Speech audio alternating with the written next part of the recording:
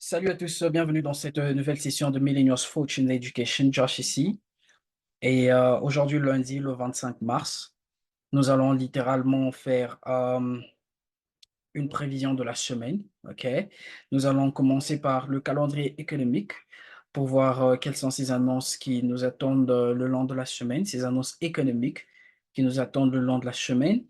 Et juste après, nous allons transitionner sur notre MetaTrader pour bien sûr analyser trois paires et voir bien sûr quelles sont ces setups qui se présentent sur ces paires. Si c'est votre toute première fois de nous rejoindre, n'hésitez pas de cliquer dans le coin bas droit de votre écran sur la petite cloche de notification, bien sûr pour tout le temps être notifié à chaque fois que nous avons une nouvelle vidéo mise en ligne et sans oublier bien sûr de vous abonner.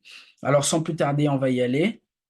Bien sûr, vous pourrez obtenir ce calendrier économique sur le site de notre courtier qui est tdmarket.com. OK. Alors, qu'est-ce qui se passe? Vous pouvez bien sûr aller sur tdmarket.com et ensuite vous allez cliquer sur Tools et juste en dessous de Tools, vous allez voir calendrier économique. Alors, qu'est-ce que nous avons aujourd'hui dans la journée du lundi? Le lundi, aujourd'hui, nous avons quasiment euh, quelques annonces déjà qui ont déjà été faites. Entre autres, à 12 heures juste, OK?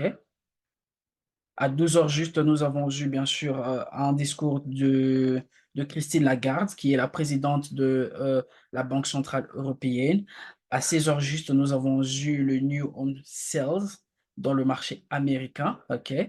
Et il y a, voilà tout. Voilà ce que nous avons comme annonce aujourd'hui lundi. Donc, ce sera une journée plutôt technique. Et demain mardi, qu'est-ce que nous avons? Jusque-là, il n'y a rien. Voyons voir. Le mardi, à 14h30, nous avons ce qu'on appelle le Core Durable Goods Order. Là, c'est dans la journée du mardi, OK, à 14h30. À 16h juste, toujours sur le marché américain, nous avons ce qu'on appelle le Consumer Confidence Index. OK? Donc, on va garder un œil dessus. Mais la journée du mardi sera également une journée technique. Le mercredi, qu'est-ce que nous avons le mercredi? CPI month pas grand-chose.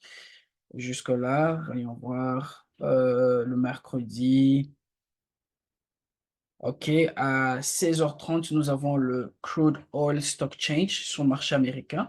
Là, c'est le mercredi et voilà. Donc, dans cette journée également, ce sera une journée très technique. OK. Et le jeudi, qu'est-ce que nous avons le jeudi? Voilà, à 2h30, nous avons le Retail Sales Month to Month. OK. Sur le marché australien. Là, c'est à 2h30 dans la journée du jeudi. Et ensuite, à 9h juste, nous avons le GDP quarter to quarter sur le marché britannique. OK. Donc, on va garder un œil sur ces deux annonces-là. Je vois le taux de chômage venant de l'Allemagne. OK, c'est pas du tout grand-chose. Voyons voir. Après 14h30, nous avons le GDP month to month, OK, dans la zone canadienne. Très important. Et à 16h juste, nous avons le pending home sales month to month également sur le marché américain. Et voilà tout pour le jeudi. Donc, nous avons ces quelques annonces là le jeudi. Ça sera quasiment un mélange de l'analyse technique et l'analyse fondamentale. OK? Et le vendredi, voyons voir ce que nous avons le vendredi. Alors, le vendredi, comme vous le savez, c'est Good Friday, OK? Donc, on va vraiment pas nous focaliser sur le vendredi parce que beaucoup de marchés seront en vacances, OK? Donc, entre autres, le marché britannique, le marché néo-zélandais, le marché canadien, le marché australien. Donc, ce sera vraiment pas une bonne journée de trade, OK? Mais néanmoins, nous avons quelques annonces, entre autres le taux de chômage à 1h30 sur le yen japonais. 20 minutes après, à 1h50, nous avons le retail sales, toujours sur le yen japonais. Nous avons le CPI venant de la France, pas grand-chose. Voyons voir. Et à 17h30, nous avons Powell qui va tenir un discours.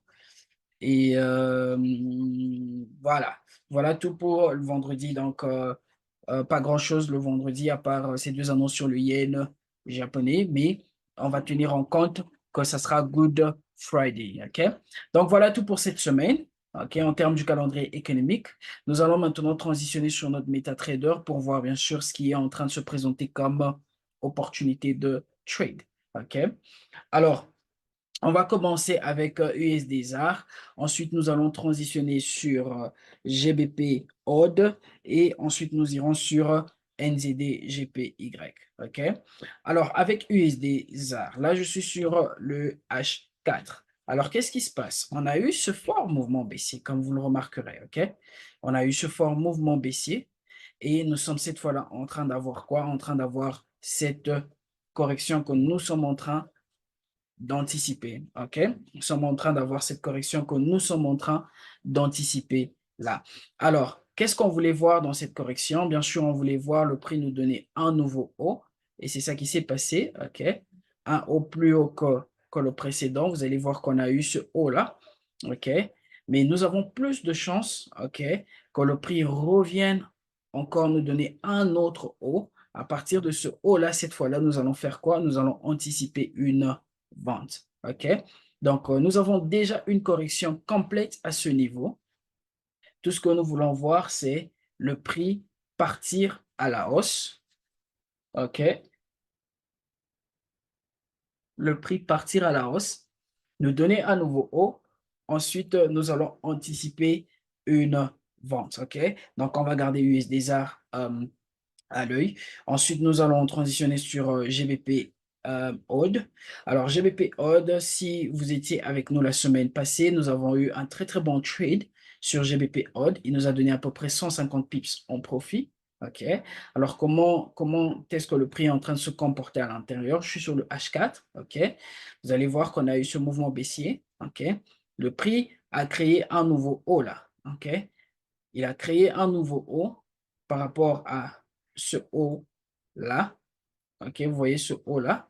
Le prix, il a donné un nouveau haut ici. Il est reparti à la baisse. Et regardez ce qui se passe.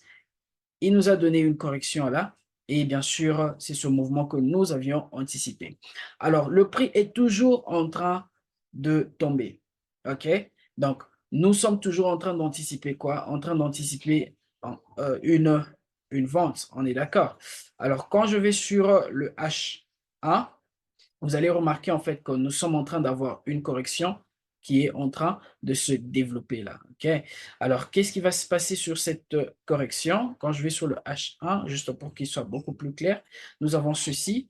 OK? On a eu notre mouvement baissier là. Nous avons cette première vague, notre seconde vague, et nous sommes en train d'attendre avoir cette troisième vague qui va nous donner un nouveau haut avant bien sûr d'anticiper quoi? Avant d'anticiper une vente. Voilà avec GBP Odd. Et en fin de compte, nous avons NZD-GPY. NZD-GPY, très simple comme mouvement. Le prix, il est toujours en train de monter. OK? Il est toujours en train de monter. Alors, on a eu ce mouvement aussi comme notre mouvement impulsif. OK? Et juste là à côté, nous sommes en train d'avoir une correction.